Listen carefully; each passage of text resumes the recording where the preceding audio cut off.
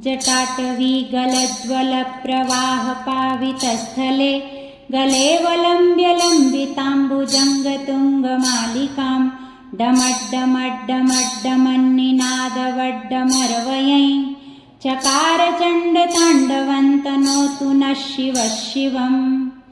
जटाकटाह सम्भ्रमभ्रमन्निलिम्पनिर्झरि विलोलवीचिवल्लरी विराजमानमूर्धनि धगद्धगद्धगज्ज्वलल्ललाटपट्टपावके किशोरचन्द्रशेखरे रतिः प्रतिक्षणं मम।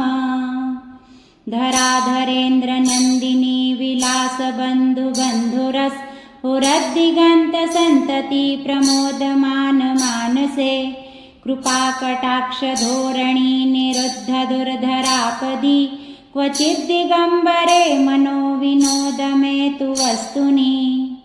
जटाभुजङ्गपिङ्गलस्फुरत्फणामणिप्रभा कदम्बकुङ्कुमद्रव प्रलिप्तदिग्वधूमुखे मदान्धसिन्धुरस्फुरत्वगुत्तरीयमेदुरे मनोविनोदमद्भुतं बिभर्तु भूतभर्तरि।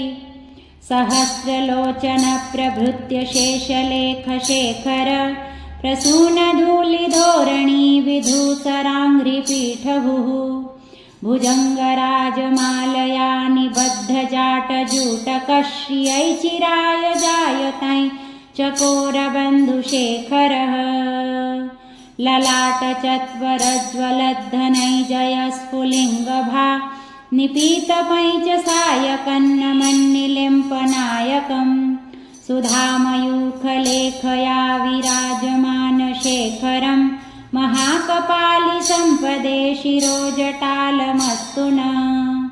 करालभालपट्टिका धगद्धगद्धगज्ज्वल धनैर्जयाहुतीकृत प्रचण्डपञ्चसायके धराधरेन्द्रनन्दिनी कुचाग्रचित्रपत्रक प्रकल्पनैकशिल्पिनी त्रिलोचने रतिर्मम।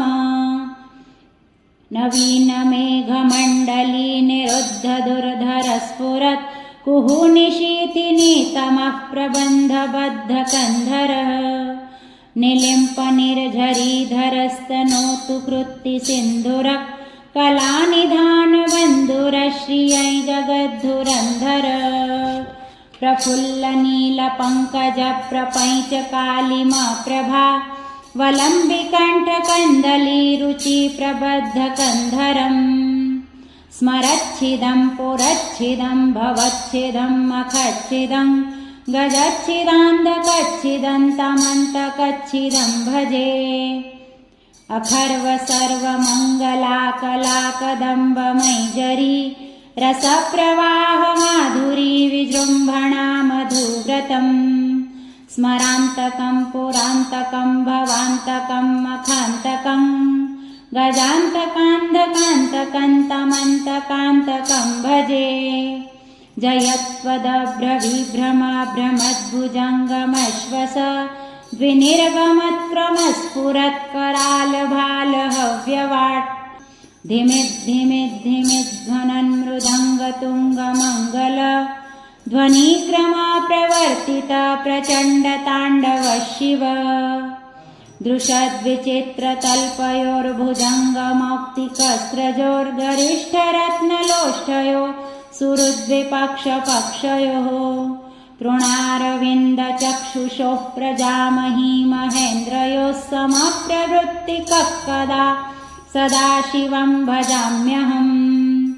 कदा निलिम्पनिर्झरी निकुञ्जकोटरे वसन् विमुक्तदुरमतिः सदा शिरस्थमैजलिं वहन् विलोललोललोचनो ललामभाललग्नकश् शिवेति मन्त्रमुच्चरन् कदा सुखी भवाम्यहम्। इमं हि नित्यमेव मुक्तमुत्तमोत्तमस्तवं पठन् स्मरन् ब्रुवन्नरो विशुद्धिमेति सन्ततम्। हरे गुरौ सुभक्तिमाशु याति नान्यथा गतिं विमोहनं हि देहिनां सुशङ्करस्य चिन्तनम् विमोहनं हि देहिनां सुशङ्करस्य चिन्तनम्। विमोहनं हि देहिनां सुशङ्करस्य चिन्तनम् पूजावसानसमये दशवक्त्रगीतं यः शम्भुपूजनपरं पठति प्रदोषे तस्य स्थिरां रथगजेन्द्रतुरङ्गयुक्तां लक्ष्मीं सदैव सुमुखीं प्रददाति शम्भुः।